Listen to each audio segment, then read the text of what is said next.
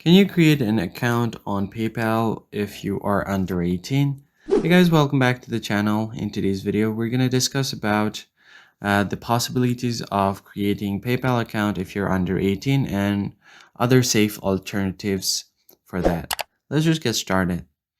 So first thing you need to know is that PayPal legally requires you to be 18 to be able to create an account. So since PayPal is a financial service, they must verify your age and identity.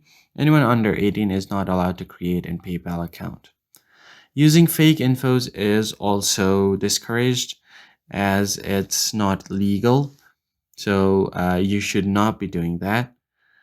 You can find other safe alternatives like asking a parent or guardian for a linked account.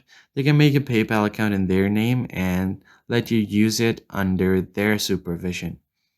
This also keeps everything legal and safe while still letting you receive your payments.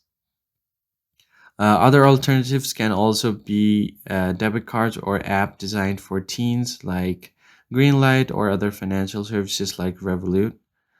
You can use teen-friendly payment options. Some platforms allow users under 18, like student bank accounts or local wallets. You can use that as well. And if it's for a project or a business, you can operate it under your parents or a guardian.